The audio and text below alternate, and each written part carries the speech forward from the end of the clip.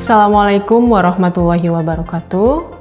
Perkenalkan, saya Gina Sita Supriyatna SPD MPD, dosen tetap program studi S1 Pendidikan Biologi, Fakultas Keguruan dan Ilmu Pendidikan Universitas Galuh. Video ini disusun sebagai pernyataan diri dan unjuk kerja Tridharma Perguruan Tinggi atau PDD UKT-PT pada unsur pengajaran dalam rangka sertifikasi dosen tahun 2026. Pada video ini, saya akan memaparkan bagian pertama, yaitu penjelasan materi menggunakan konsep DIA atau Delivery, Interaction, dan Assessment pada mata kuliah Isu Konservasi Lingkungan. Mata kuliah Isu Konservasi Lingkungan merupakan mata kuliah 2 SKS pada semester 1 yang membekali mahasiswa dengan pemahaman dasar, kesadaran kritis, serta keterampilan dalam menjaga kelestarian lingkungan berbasis keberlanjutan dan nilai kearifan lokal. Mata kuliah ini membawahi beberapa capaian pembelajaran mata kuliah atau CPMK. Khusus pada pertemuan kedua yang direkam ini, kemampuan yang diharapkan difokuskan pada sub CPMK 2, yaitu mahasiswa mampu mengidentifikasi jenis sampah dan prinsip dasar pengelolaannya. Materi yang akan disampaikan adalah konsep jenis dan pengelolaan sampah, yang mencakup definisi dan sumber timbulan sampah, karakteristik jenis sampah, analisis dampak sampah terhadap lingkungan dan kesehatan, serta 4 pilar dasar pengelolaan sampah yang diintegrasikan dengan data empiris hasil penelitian saya dengan tim tentang audit sampah kampus Universitas Galuh. Perkuliahan dilaksanakan secara tatap muka di kelas dengan pengerjaan tugas mandiri terstruktur menggunakan lembar kerja mahasiswa atau LKM berbasis case-based learning. Metode pembelajaran yang digunakan adalah case-based learning melalui analisis kasus kondisi tempat sampah kampus dan diskusi kelompok interaktif.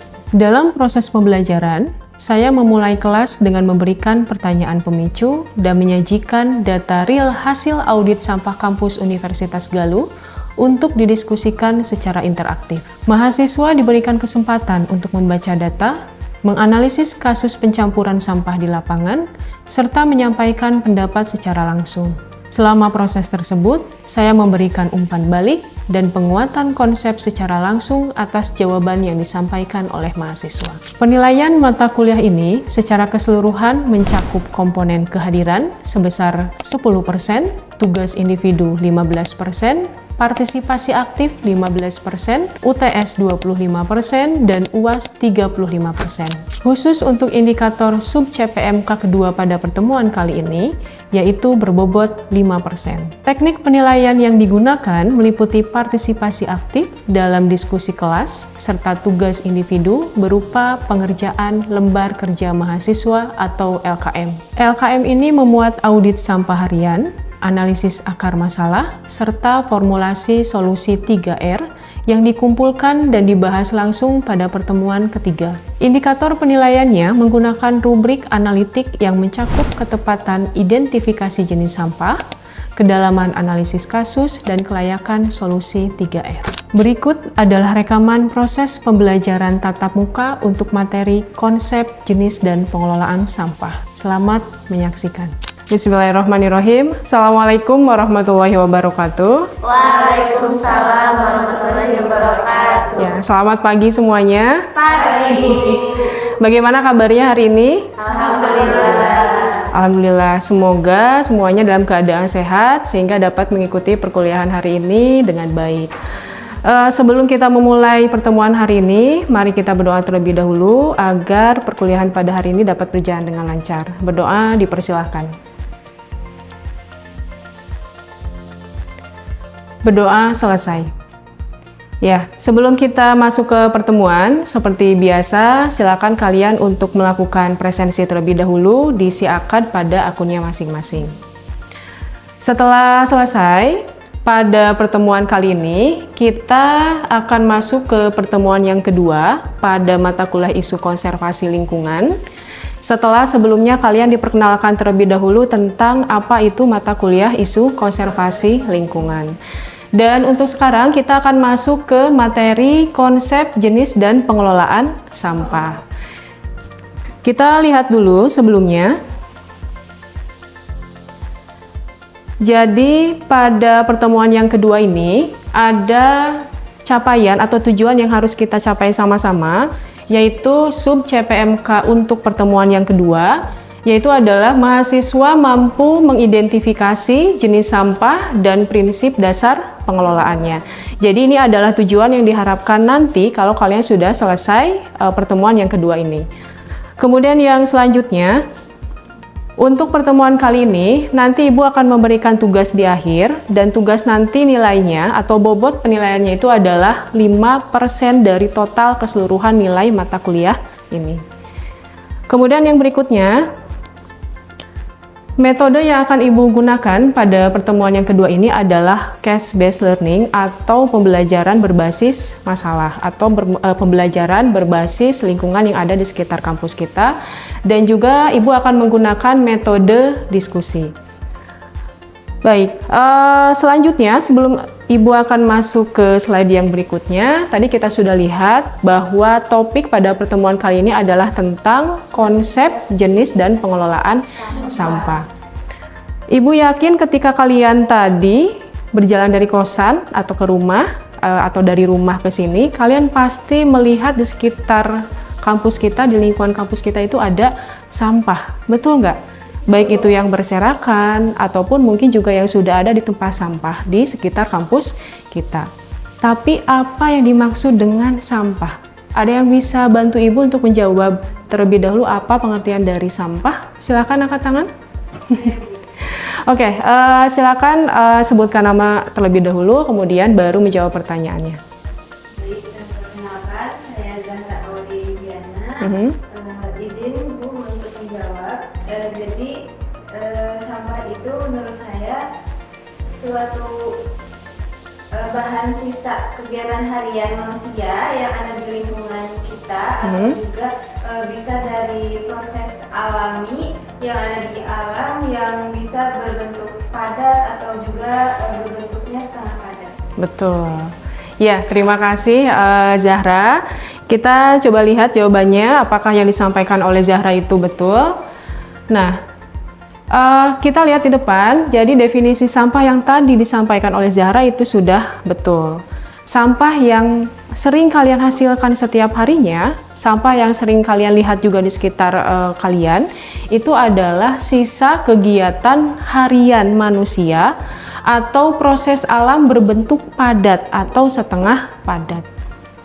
Jadi pasti kalian setiap hari menghasilkan sampah, mau sedikit mau banyak kalian pasti akan menghasilkan sampah. Selesai makan ada bungkusnya. Selesai minum kalau pakai aqua mungkin ada sisa gelas cupnya. Jadi setiap hari pasti kita akan menghasilkan sampah.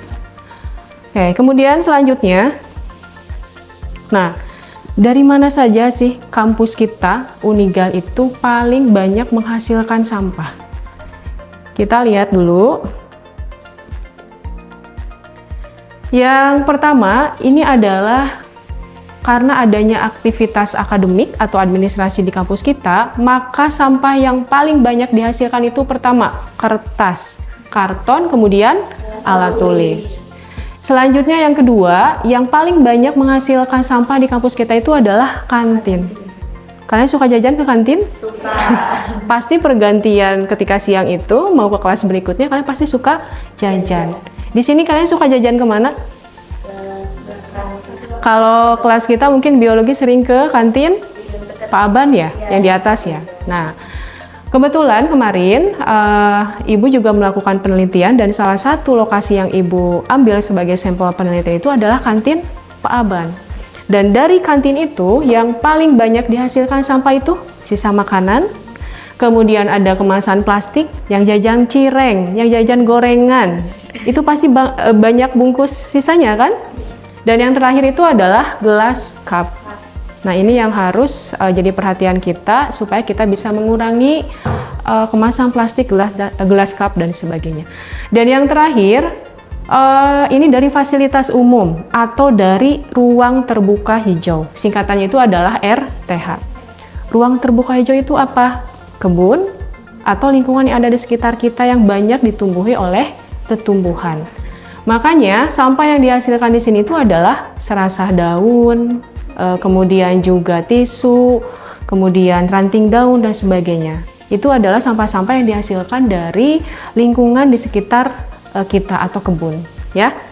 Jadi sekali lagi ada 3 sumber utama timbulan sampah atau tempat yang menghasilkan sampah dengan jenis-jenis sampahnya masing-masing yang paling banyak dihasilkan, ya. Oke, selanjutnya, nah ini ada tabel di depan tentang data audit komposisi sampah kampus Unigal.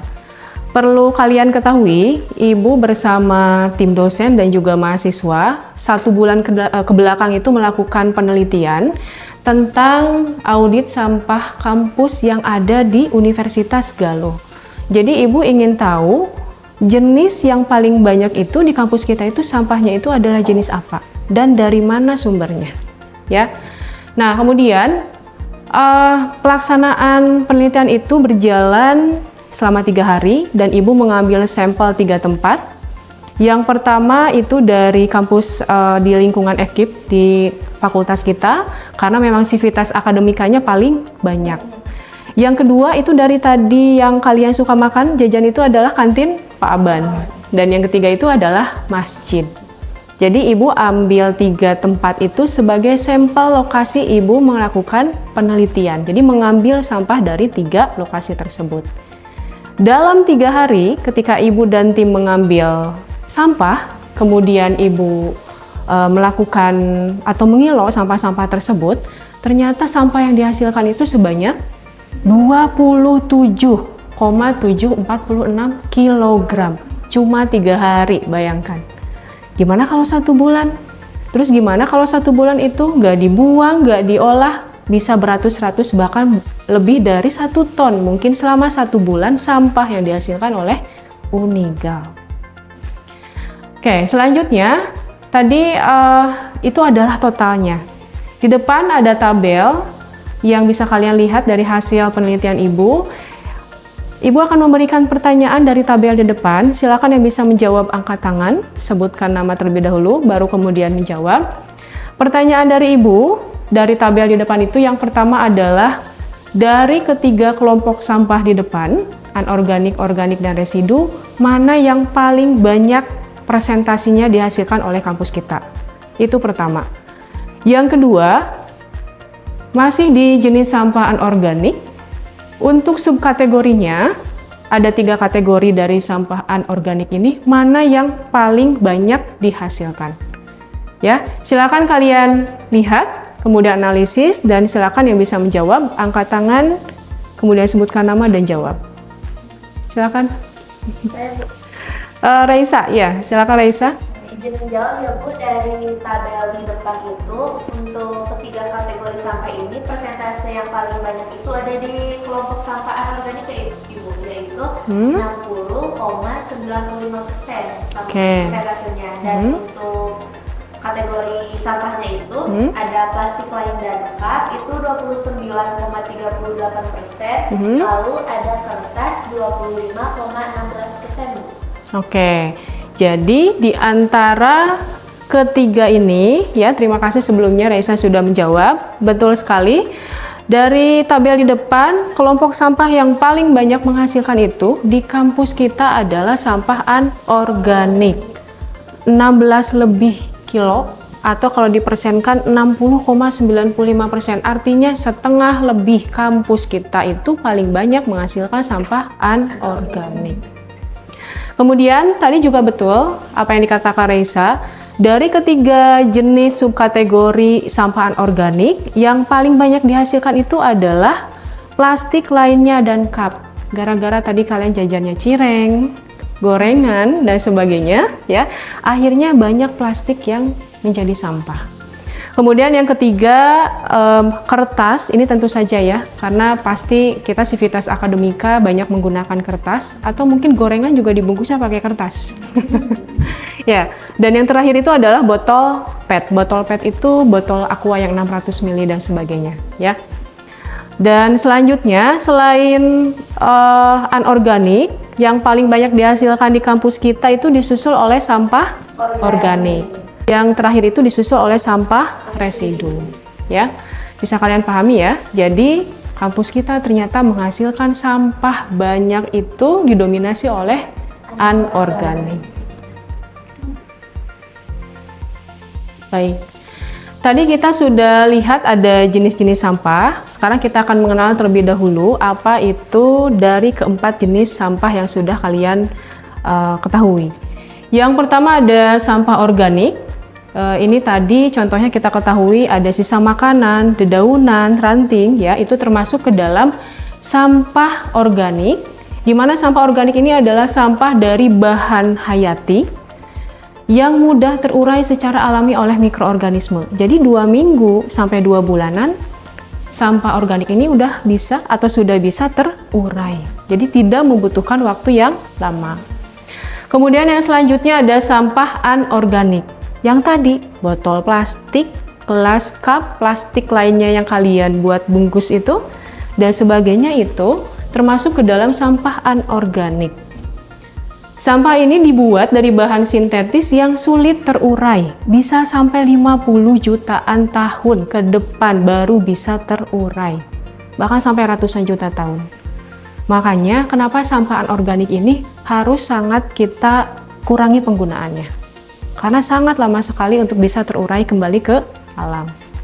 Ya, namun dibalik dari tadi sulitnya terurai, ini tuh sampah anorganik berpotensi untuk didaur ulang. Ya. Kemudian yang selanjutnya ada sampah B3. Jadi kalau sampah B3 ini adalah limbah yang bersifat beracun, korosif, kemudian reaktif, atau mudah terbakar sehingga menimbulkan risiko bahaya langsung bagi kesehatan dan lingkungan. Makanya harus dipisahkan, tidak boleh dicampurkan dengan sampah lainnya karena berbahaya.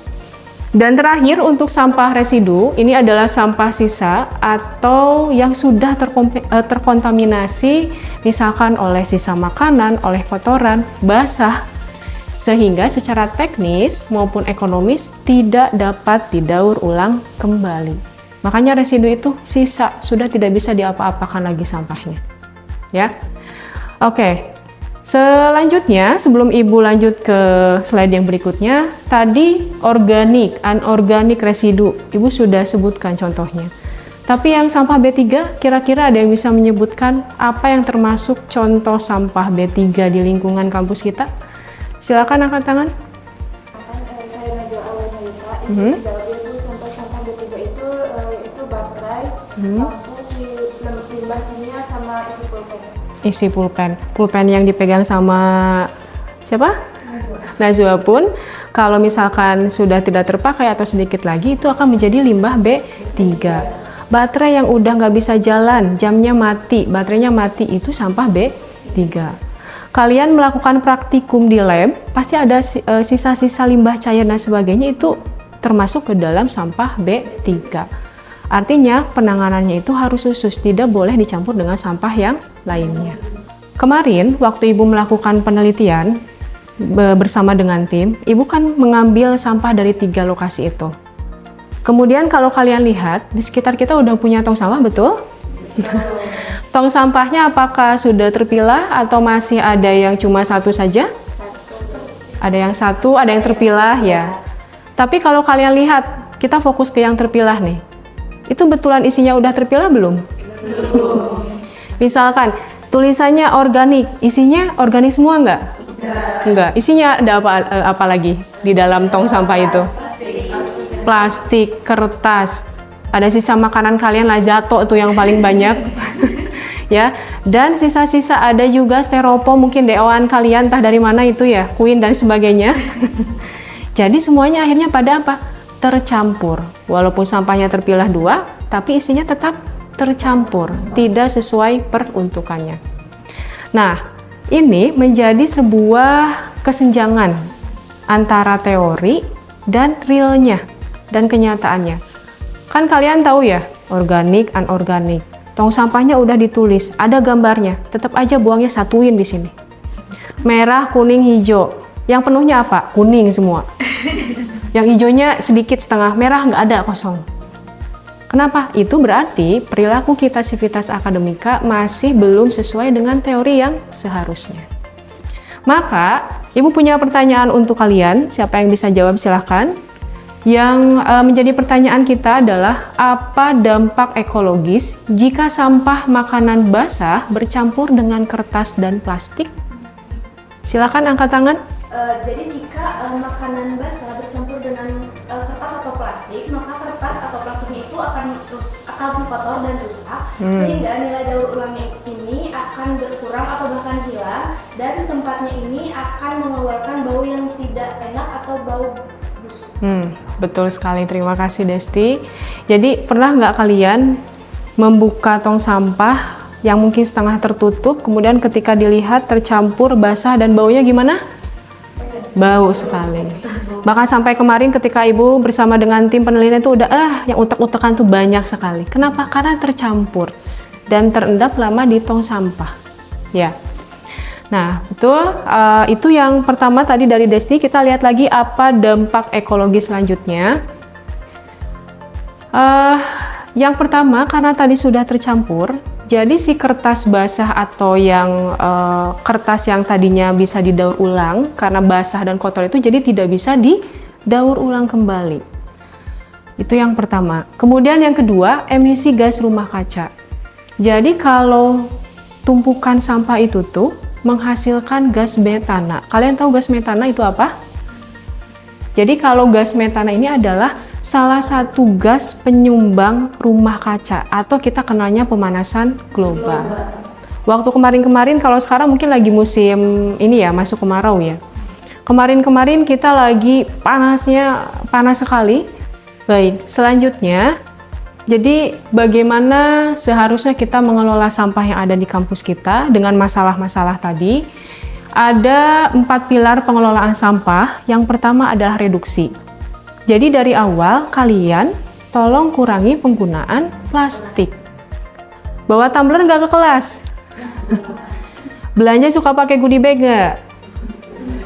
Kalau sekarang ibu suka membiasakan untuk membawa goodie bag di motor atau tas. Jadi kalau belanja ke Indomaret, Alfamart, nggak pakai kresek lagi, tapi bawa goodie bag. Ya, jadi minimal silakan kalian bisa melakukan dari hal-hal kecil, membawa tumbler sehingga mengurangi kalian nanti jajan botol plastik, gelas cup dan sebagainya ya. Kemudian yang selanjutnya ada pemilahan. Jadi jangan hanya tong sampahnya aja yang udah kepilah tapi perilakunya kita masih buang sampah campur. Ya. Jadi kalau sudah ada tempat sampah terpilah, buanglah sampah sesuai dengan tempatnya. Kemudian yang selanjutnya adalah penyimpanan sementara. Jadi nanti kalau sudah terpilah, sampah-sampah itu sebaiknya itu ditutup. Karena kalau terbuka itu akan menimbulkan bau yang tidak sedap, ya. Kemudian yang selanjutnya, yang terakhir itu adalah pengolahan. Sampah-sampah tadi kan bisa didaur ulang, kalau yang anorganik bisa dibuat, mungkin ada buat tas atau apa lagi ya?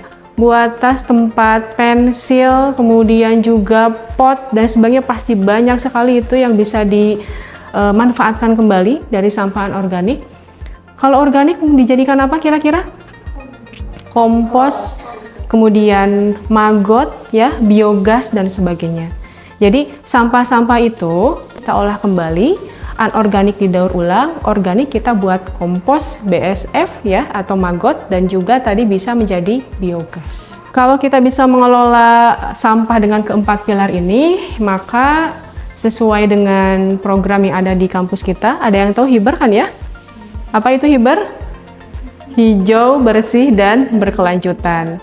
Ini mendukung visi misi universitas kita yaitu sebagai kampus konservasi dan budaya ya. Jadi kalau kita menerapkan ini, kita pun berarti berkomitmen untuk menjadi kampus hijau yang hijau, bersih, dan berkelanjutan atau HIBER ya. Dan terakhir, nah, untuk pertemuan yang sekarang, kita cukupkan sampai saat ini. Kemudian kita akan lanjut masih di pertemuan berikutnya tentang sampah, khususnya tentang 3R. Tapi sebelumnya, Ibu akan memberikan dulu tugas dalam bentuk LKM atau lembar kerja mahasiswa. Nanti Ibu akan share kepada kalian. Apa yang harus kalian lakukan? Yang harus kalian lakukan itu adalah kalian harus mendata jenis sampah harian. Artinya kalian harus mendata jenis sampah apa saja sih yang ada di kosan atau di rumah kalian, ya. Kalian sebutkan ada anorganik jenisnya apa, organik contohnya apa, kalau ada residu silakan, kalau ada B3 juga silakan, ya. Kemudian nanti kalian harus merumuskan satu ide awal solusi berbasis 3R, reduce, reuse, atau recycle, ya. Jadi kalau kalian sudah menemukan jenis sampah apa yang paling banyak di sekitar kosan atau rumah kalian, kemudian kalian silakan menganalisis atau membuat ide bagaimana konsep 3R ini untuk bisa diterapkan mengelola sampah yang sudah kalian temukan tadi di lingkungan rumah atau kosan kalian, ya. Dan minggu depan silakan jawabannya di bawah, harus sudah selesai, dan itu akan menjadi bahan untuk pertemuan kita di minggu depan atau untuk pertemuan yang ketiga, ya. Paham? Baik. Nah, jadi kita simpulkan, konservasi sudah diusung oleh kampus kita, sudah punya mata kuliahnya. Tapi apa yang bisa kita lakukan sebagai bentuk komitmen mahasiswa Universitas Galuh, termasuk Ibu, Civitas Akademika Unigral juga, kita mulai dari materi ini adalah dengan disiplin memilah sampah. Karena tadi dampaknya sangat besar sekali ketika kita tidak memilah sampah dengan tepat, ya. Oke, itu mungkin yang bisa Ibu sampaikan untuk pertemuan kedua kali ini. Silakan kerjakan tugasnya, dibawa di minggu depan, itu akan menjadi bahan kita di pertemuan yang ketiga, ya. Terima kasih atas kehadiran dan perhatian kalian semua. Sampai bertemu di minggu depan. Assalamualaikum warahmatullahi wabarakatuh. Demikian video pernyataan diri dan unjuk kerja Tridharma Perguruan Tinggi atau PDD UKT-PT pada unsur pengajaran dalam rangka sertifikasi dosen tahun 2026. Terima kasih. Wassalamualaikum warahmatullahi wabarakatuh.